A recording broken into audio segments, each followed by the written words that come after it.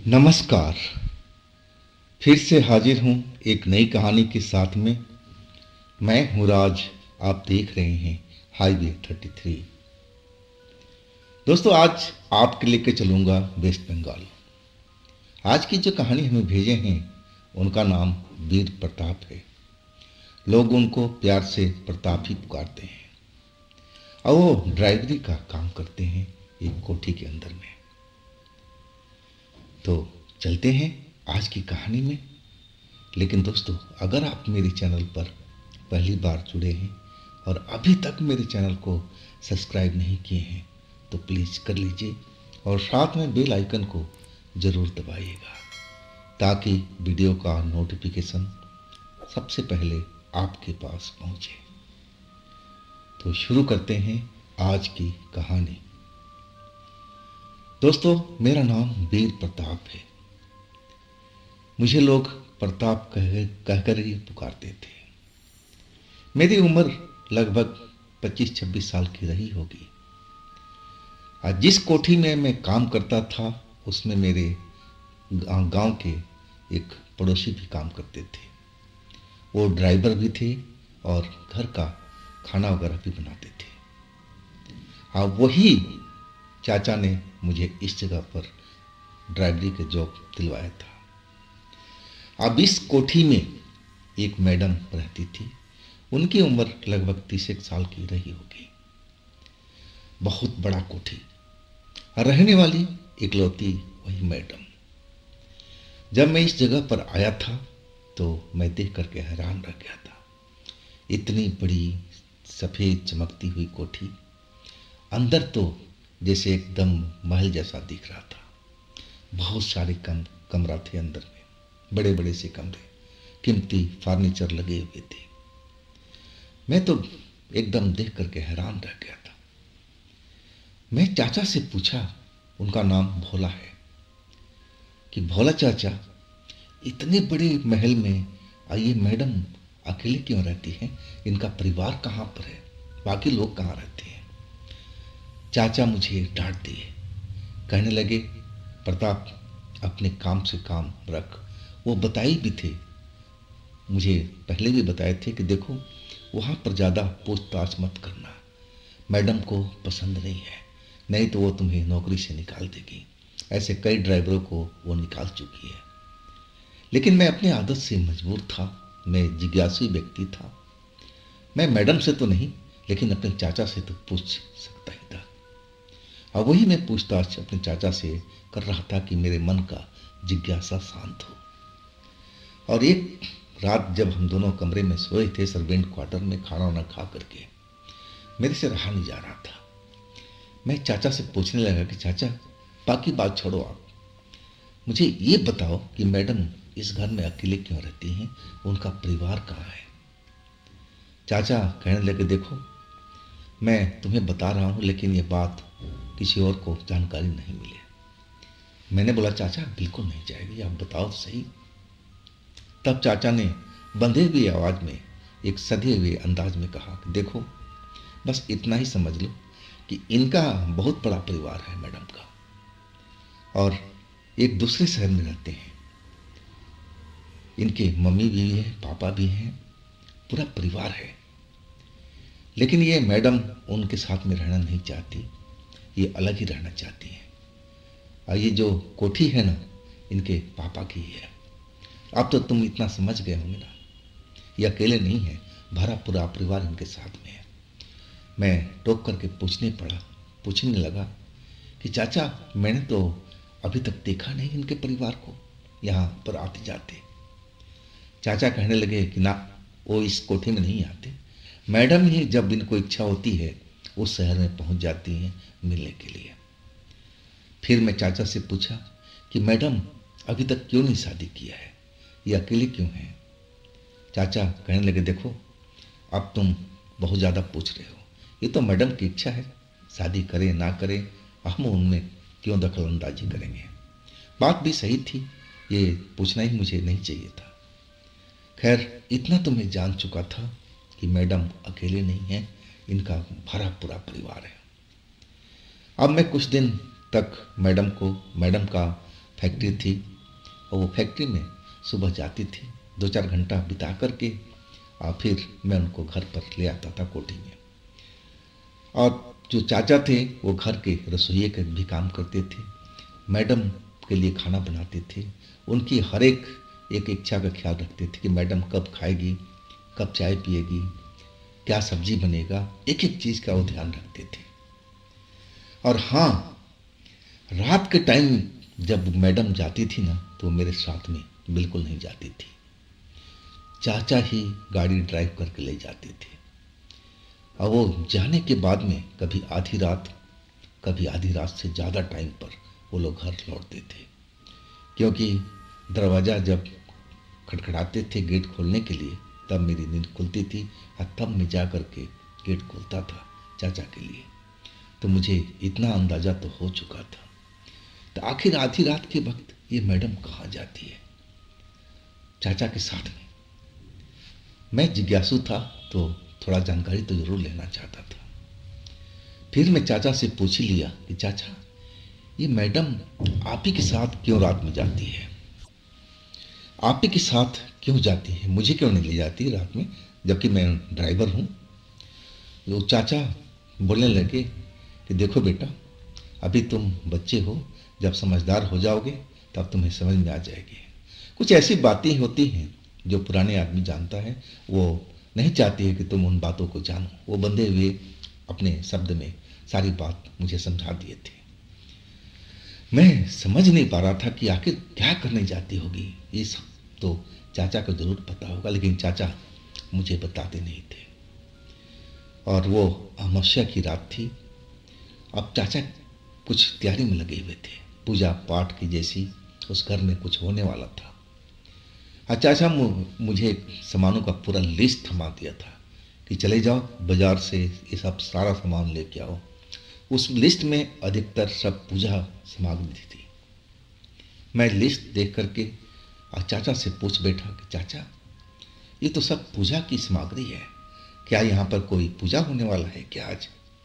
चाचा फिर डांट दिए, कहने लगे कि तुझे पता है ना कि यहाँ पर पूछना अलाउ नहीं है, हर बात में तू पूछता रहता है, तू अपनी भी नौकरी खाएगा और मेरा भी खाएगा। मैं चुप हो गया उनकी डांट सुन करके, और मैं जो भी सामान था सारा पूजा का सामान बाजार से लेकर के आ गया था और सब चाचा के हवाले कर दिया।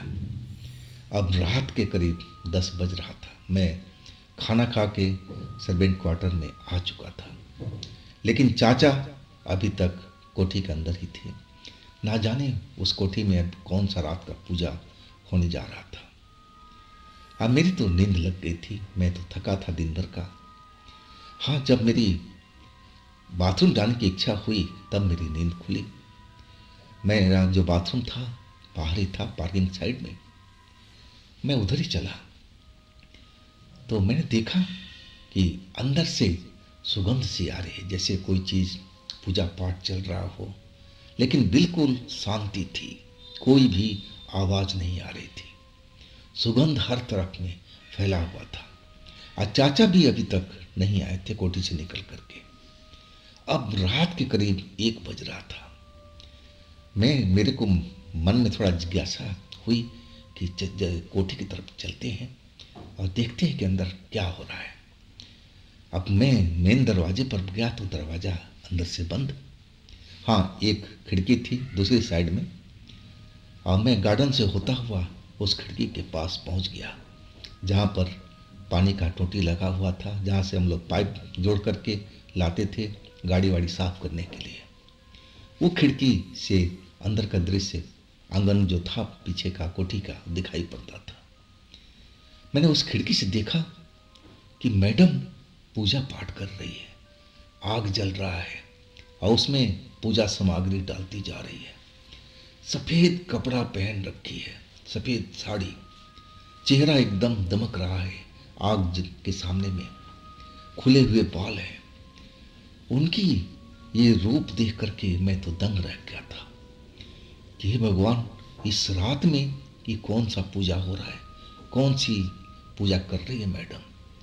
मैंने देखा वहाँ पर चाचा नहीं थे, मैडम अकेले ही थी और वो एक तरह का हवन करती जा रही थी, हवन सामग्री डालती जा रही थी आग में, और वो उसी का सुगंध हर तरफ फैला हुआ था।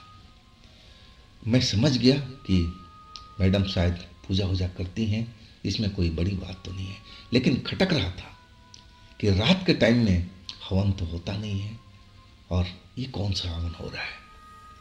मुझे अब वहाँ पर रुकना ठीक नहीं लगा, मैं सब कुछ देख चुका था। मैं जल्दी से अपने कमरे की ओर बढ़ा और जैसे ही कमरे में घुसने लगा तो देखा कि चाचा अंदर आ चुके हैं। अब मुझे बाहर से आते देख कहने लगे, प्रताप तू कहाँ पर था? मैं चाचा की तरफ देखने लगा कि कहीं मेरी चोरी तो नहीं पकड़ी गई। पर फिर वो बोले, प्रताप तूने बताया नहीं कि अभी तक कहाँ था? मैं 10 मिनट से इस कमरे में हूँ, तू कहाँ गया था? मैं बोल बैठा, चाचा मैं बाथरूम गया था। चाचा गुस्से में आ गए, कहने लगे, बाथरूम से तो मैं होकर आ रहा हूँ, वहाँ तो तू था नहीं, तू सच बता कहाँ पर गया था। अब मैं समझ गया था कि मेरी चोरी तो पकड़ी गई है। मैं अब डरते डरते चाचा से बोला कि जो खुशबू फैला हुआ था ना, अब मैं उसी के खोजबीन में लग गया था।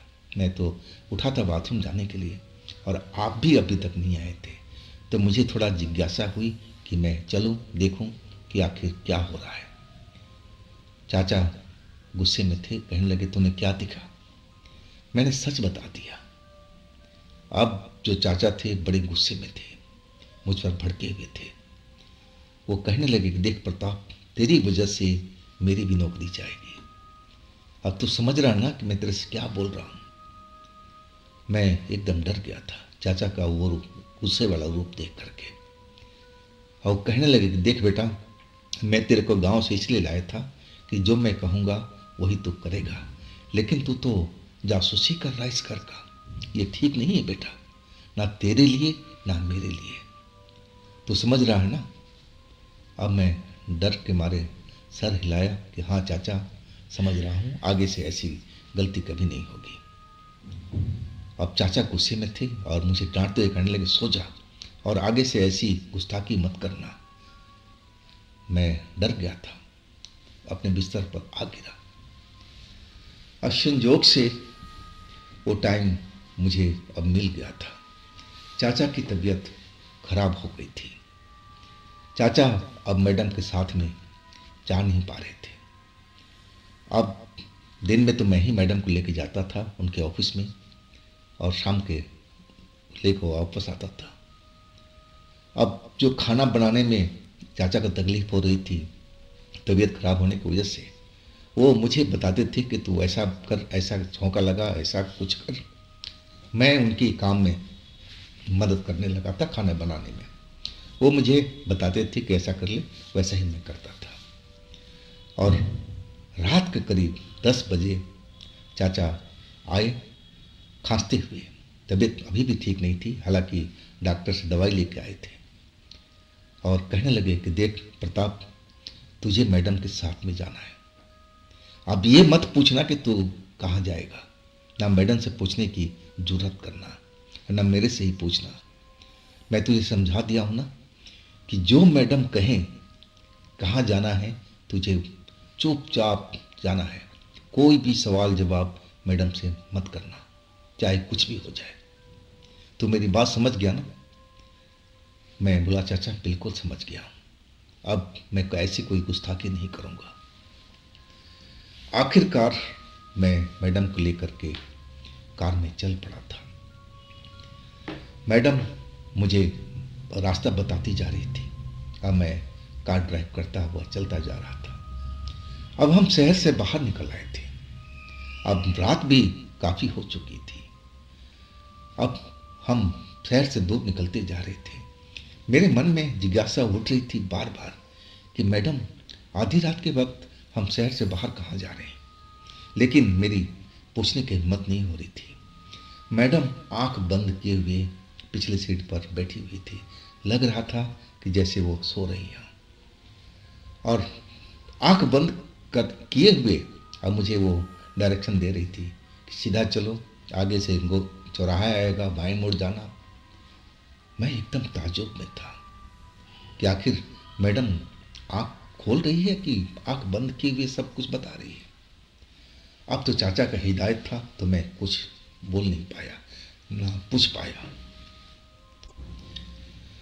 आखिरकार हम शहर से काफ़ी दूर निकल आए थे। अब तो खेत खलिहान जंगल झर ऐसा ही सब कुछ दिख रहा था। और वो जो रात थी वो चांदनी की रात थी। पूरा चांद निकला हुआ था, हर तरफ रोशनी चांद की फैली हुई थी। मैं मैडम के बताए रास्ते पर अपनी गाड़ी दौड़ाता चला जा रहा था। मैडम आंख बंद करके अभी भी पिछली सीट पर अपना बैठी हुई थी। अब सो रही है जाग रही है ये तो मुझे नहीं पता।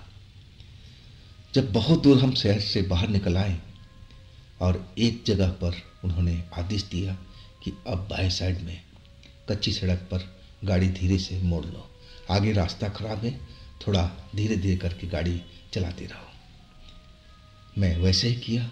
वाकई रास्ता खराब था। अब धीरे धीरे मैं गाड़ी को आगे बढ़ाने लगा। अब कुछ किलोमीटर चलने के बाद में एक बड़ा सा मुझे घर जैसा दिखाई दिया। अंधेरे में घर डूबा हुआ था, कोई भी रोशनी उस जगह पर नहीं थी।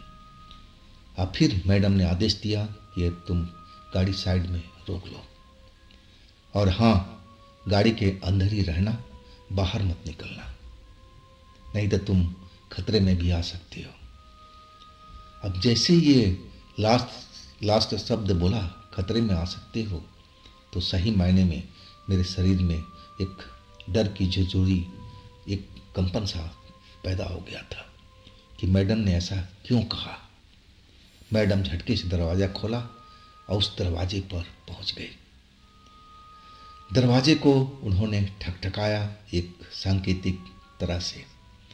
वो 3 बार दरवाजे को ठक ठक किया था और फिर वो दरवाज़ा खुल गया था। अब अंदर भी अंधेरा था, मैं तो कार में बैठा हुआ था। कौन था अंदर में ये तो मुझे पता नहीं चला।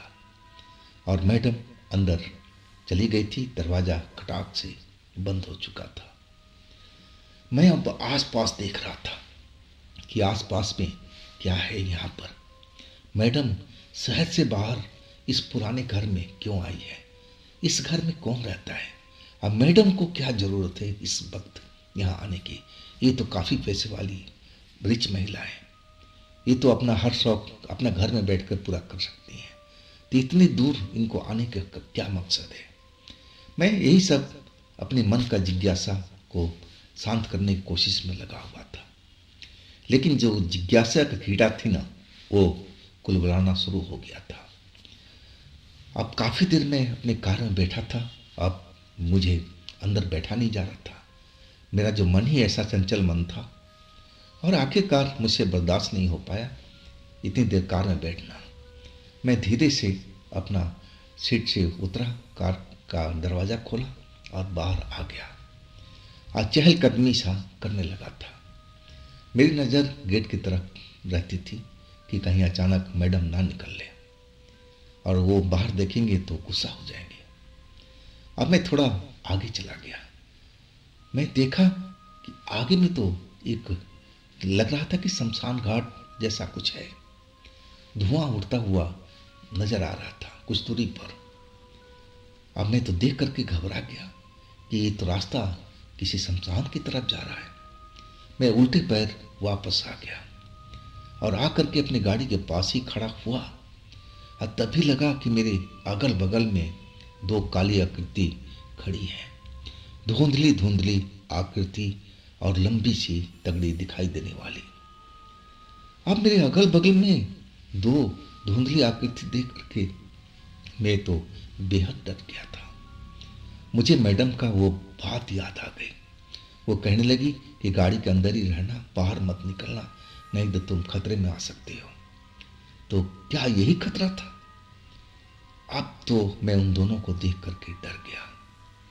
और वो दोनों हमारी तरफ देख रहे थे। देखने में तो साफ तो मुझे नजर नहीं आ रहे थे, बस उनकी जलती हुई लाल लाल आंखें मुझे दिखाई दे रही थी अच्छी तरह से। अब बाकी शरीर तो उनका जैसे धुंधला धुंधला नजर आ रहा था। कभी थोड़ा ज़्यादा धुंधला हो जाता था, कभी थोड़ा साफ दिखने लगता था, लेकिन संपूर्ण रूप से वो मुझे नज़र नहीं आ रहे थे। बस इतना तो देख लिया था कि ये दोनों इंसान नहीं है, ये तो कोई भूती प्रेत या कोई शैतान है। अब मेरी तो आवाज़ भी अब बंद हो गई थी। मैं जैसे ही अपना कार का दरवाज़ा खोलने लगा तो कार तो खोल ही नहीं रही थी, दरवाज़ा ही बंद था। अब ये क्या हो गया? चाबी लग ही नहीं रही है कार के अंदर में। मैं खोलने की कोशिश कर रहा हूँ चाबी से, लेकिन चाबी घूम नहीं रही है। तभी वो दोनों साए जो मुझे बार बार घूर रहे थे, मेरे अगल बगल में दाएं बाएं खड़े थे, और उन्होंने तो मुझे हवा में उठा करके चल पड़े श्मशान की साइड में। जिधर मैं देख करके आया था, शायद वहाँ पर अभी भी कोई चिता जल रही थी। धुआं सा उठ रहा था, आग जलती हुई दिखाई दे रही थी। तभी मैं भाग करके वापस आ गया था वो सब देखने के बाद में। अब वो दोनों शैतान मुझे अब कंधे पर डाले हुए और उसी शमशान की तरफ चल पड़े थे। मैं चीखने चिल्लाने का कोशिश कर रहा था, लेकिन लग रहा था कि मेरा पूरा बदन जैसे सुन्न पड़ गया हो, मेरे शरीर में कोई हरकत ना हो रही हो। मैं चाह करके भी चिल्ला नहीं पा रहा था। अंदर से तो बहुत इच्छा हो रही थी कि मैं ज़ोर ज़ोर से रोऊं, चिल्लाऊं, मैं मैडम को आवाज़ दूं, लेकिन ऐसा मैं बिल्कुल नहीं कर पा रहा था। और दोनों जो प्रेत थे, प्रेती कह सकता हूँ उनको, जो सही ढंग से नहीं दिखाई दे रहे हैं तो प्रेती हो सकती हैं। बस उनकी आंखें लाल लाल दहकती नजर आ रही थी, और वो चल रहे थे ना तो आवाज़ भी नहीं हो रहा था, जैसे वो हवा में चल रहे हों। और आखिरकार उसी शमशान के पास आ गए जहाँ पर वो चीता अभी तक चल रही थी। हाँ, काफ़ी जली हुई थी, अब बुझने के कगार पर आ चुकी थी, लेकिन उसमें अग्नि अभी भी जीवित थी। और वो फिर मुझे उसी जगह पर हवा में उछाल दिए थे। अब मैं धड़ाम से नीचे गिरा, और इसके बाद मुझे होश नहीं था। मैं बेहोशी में जा चुका था। जब मुझे होश आया ना तो मैडम की आवाज़ सुनाई पड़ रही थी। मैडम किसी व्यक्ति से कह रही थी, ये अनजान लड़का है, इसको कुछ भी नहीं मालूम, यहाँ का रीति रिवाज क्या है वो बिल्कुल नहीं जानता, बिल्कुल नया लड़का है, इसको आप माफ़ कर दीजिए, इसको जान बख्श दीजिए, जाने दीजिए मेरे साथ में, आगे से ऐसी कभी ये गुस्ताखी नहीं करेगा, मैं इसका पूरा वादा करती हूँ। और तभी एक कड़क सी आवाज़ एक इंसान की सुनाई पड़ी, और फिर मैं धीरे धीरे आंखें खोल दिया। मैं देखा कि मैं उसी चिता के पास में गिरा हुआ हूँ जहाँ पर वो आग जल रही थी, लेकिन अब आग ठंडी हो चुकी थी, और मैडम वहाँ पर खड़ी थी, और उसके बगल में एक लंबा सा काला सा आदमी खड़ा हुआ था। उसकी भी आंखें चमक रही थी, लाल तो नहीं थी लेकिन चमक जरूर रही थी उस अंधेरे में भी जिस जगह हम थे। और मैडम उस लंबे आदमी से रिक्वेस्ट कर रही थी कि इसकी जान आप छोड़ दीजिए, जान बख्श दीजिए, ये नया लड़का है, यहाँ का रीति रिवाज के बारे में नहीं जानता है, आगे से ऐसी कोई गलती नहीं करेगा। और वो इंसान कह रहा था कि देखो मैडम, मैं आपके कहने से इसको छोड़ रहा हूँ, और ध्यान रहे आगे से ऐसी गलती आप भी ना करें। क्या आप अपना रीति रिवाज भूल गई हैं? मैडम आप बोलने लगी, नहीं नहीं, मुझे सब पता है, मैं तो इस लड़के को लेकर नहीं आती, वो तो हमारा पुराना ही बंदा था, लेकिन उसकी तबीयत खराब हो गई थी, तो इस लड़के को आप क्षमा कर दे, जाने दे इसको। अब फिर वो लंबा चौड़ा आदमी अंधेरे की साइड में गायब हो चुका था। अब श्मशान में वो मैडम मेरे बगल में खड़ी थी, अब मैं तो अब होश में आ गया था, लेकिन डर के मारे मैं अपनी आंखें बंद किए हुए था। तभी वो मेरा नाम लेकर के चिल्लाने लगी, प्रताप प्रताप, उठ जाओ उठ जाओ। वो बड़ी कड़क सी आवाज़ थी मैडम की, पहली बार मैंने आवाज़ सुनी थी। और फिर मैं डर के मारे आंखें खोल दिया और कहने लगी, चलो उठो जल्दी से और हम यहाँ से निकलते हैं। तुमको मैंने बताया थी ना कि कार से बाहर मत निकलना, ये जगह ठीक नहीं है, कुछ भी हो सकता है। तुमने तो मेरी बात को नहीं मानी। अगर मैं नहीं आती इस जगह पर तो तुम्हारा जान तो चला ही जाता। तुम्हें डर नहीं है? अब मैं क्या बोलूं, कान पकड़ कर के मैडम से डरा हुआ तो था कि मैडम आगे से ऐसी कोई गलती नहीं होगा। मैं तो कार से बाहर निकला था सिर्फ हवा खाने के लिए। अंदर में घुटन सी महसूस हो रही थी और मैं झूठ बोल गया कि मैं इस साइड में नहीं आया था। और तभी उन दो सायनों ने मुझे कंधे पर उठा लिया। सब मैंने बात मैडम को बताई, सिर्फ एक बात छिपा करके, वही कि मैं श्मशान तक गया था, देख करके आया था। ये बात मैंने मैडम को नहीं बताई थी। अब मैडम मुझे डांट रही थी। अब हम कार के पास वापस आ गए थे। मैं बेहद घबराया हुआ था। चाबी मेरे पास थी। अब चाबी लगाया तो गाड़ी खुल गई और उस टाइम तो बिल्कुल खुल ही नहीं रही थी। मैडम पिछली सीट पर बैठ गई और बोली, गाड़ी मोड़ो और सीधा चलो घर।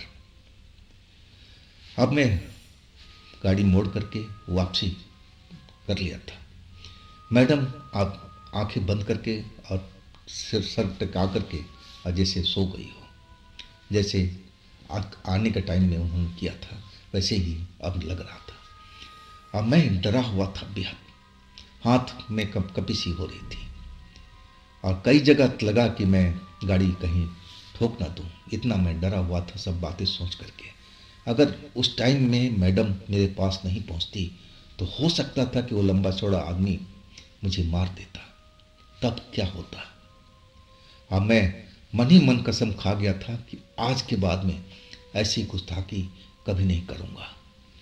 और मैं चलता रहा और एक जगह तो ऐसा ही हुआ था कि लगा कि मैं अपनी गाड़ी कहीं ठोक ना दूँ। तभी मैडम की आवाज़ सुनाई पड़ी कि अब तुम्हें डरने की जरूरत नहीं है, गाड़ी शांत मन से चलाओ, देख करके चलाओ, बेशक धीरे चलाओ लेकिन सुरक्षा से चलाओ। इसके बाद हम कोठी पहुंच गए थे। अब कोठी पहुंचने के बाद अब सुबह में अब चाचा को सब पता लग चुका था, मैडम ने बता दिया था। और चाचा ने भी मुझे बहुत डांटा कि तू अपनी हरकतों से बाज नहीं आएगा। जब मैडम ने बता दिया था कि उस जगह से कार से नीचे नहीं उतरना है तो तुम्हें क्या जरूरत पड़ी थी अपनी जान गंवाने की। मैडम तो पूजा पाठ करने जाती हैं, वो तो कई जगह पर तांत्रिकों से मिलती हैं, ना जाने क्या पूजा पाठ करती हैं। मैंने तो आज तक कभी मैडम से नहीं पूछा, लेकिन तुम्हें क्या जरूरत थी सब करने की, इंक्वायरी करने की? तुम्हारी जान क्या प्यारी नहीं है? बहुत बातें चाचा ने सुनाया और वो तो मुझे ऑर्डर भी दे चुके थे कि तू काम छोड़ और गांव की तरफ निकल जा। लेकिन मैं जानता था कि गांव में जाकर कुछ नहीं होना, मैं फिर गरीबी में आ जाऊंगा। और चाचा का तो मैं हाथ जोड़ लिया था कि चाचा आगे से ऐसी कोई गलती नहीं होगी, ऐसा गलती मैं कभी नहीं करूंगा। दोस्तों ये कहानी थोड़ा आगे भी है, तो अगली जो भाग है मैं बहुत जल्द लाऊंगा। तो कैसी लगी कहानी आप मुझे ज़रूर बताइएगा कमेंट करके। और हाँ दोस्तों, ये भी चैनल आप ही का है, तो इसको भी अपना प्यार दीजिए, लाइक कीजिए, सब्सक्राइब कीजिए, शेयर कीजिए। और फिर हम मिलते हैं अगले रोज़ एक नई कहानी, एक नई घटना में। आप लोग अपना ख्याल रखिएगा। नमस्कार।